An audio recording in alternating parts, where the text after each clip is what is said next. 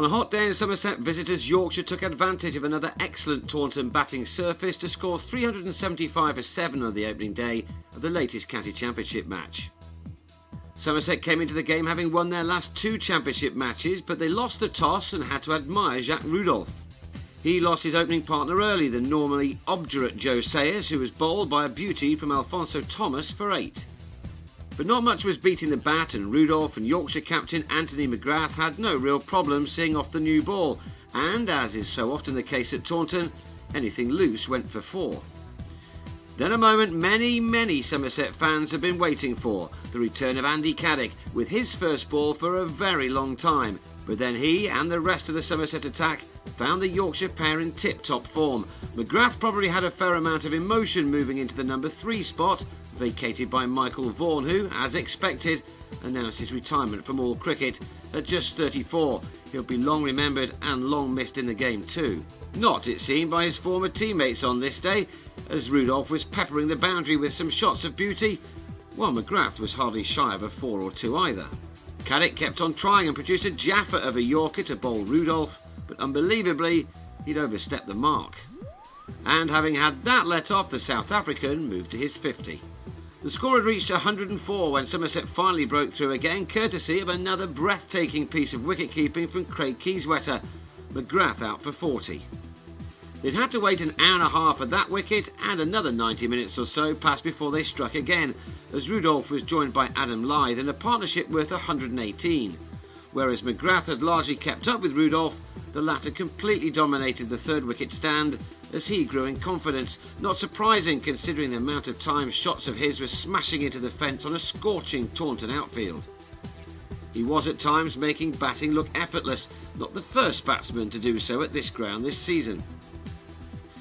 Lyth was more circumspect, spending much of his innings admiring the batting from the non-striker's end, but as he settled into his knock, he began to play more freely, as his side were dominating the match and thankful that they'd won the toss. Rudolph edged closer to a magnificent 100 with yet another 4. And a drive through the cover region took him to the magic 3-figure mark. But with the score still beneath 200, his innings had really only just begun. A triple 100 has already been scored at Taunton this season, and Rudolph set about getting his 2nd ton at least with some more exquisite shots. He was timing the ball beautifully. At 222, Somerset took their 3rd wicket. Lyth chose the wrong ball from Xander de Brain to hook, and he top-edged to James Hildreth. But nothing could interrupt the concentration of Rudolph, who carried on regardless. He would have been aware that the target was only to have to bat once in this match, and he was making sure that he made hay given his opportunity. Andrew Gale was his latest partner at the crease, and he didn't want to fail either on a pitch such as this one. But he did nick Charles Willoughby to Marcus Trescothick on 17 just before Rudolph went to his 150. And again, he didn't look like he was about to give up his wicket, as he was joined this time by Jonathan Bairstow, son of the late former England and Yorkshire keeper David. And talking of keepers, he was almost the latest to be removed by a wonder catch from Keyswetter, who for once just couldn't cling on. The problem is that you need to take every opportunity which comes your way at Taunton, and that drop-tough chance proved costly as another good partnership was able to develop, this one adding a further 71 runs for the 5th wicket. Life must be better when you're batting with someone who is making batting look lemon squeezy.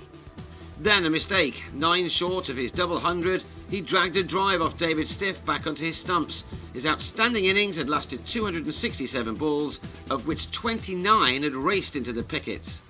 That surprise wicket with 45 minutes left in the day meant that Bairstow had to take control of the next partnership, and he appeared to have no problem in doing that. He and Azim Rafiq took Yorkshire close to the close. Thomas is having a great time with the ball of late and took the 2nd new cherry to good effect though at the end of the day, first removing Rafiq for 4. Then in the final over of the day he found Bairstow's bat when Bairstow didn't want him to. He was out for 39, leaving Yorkshire to have to go again on day 2 at 375 for 7 with 2 new batsmen at the crease. It will be an important day.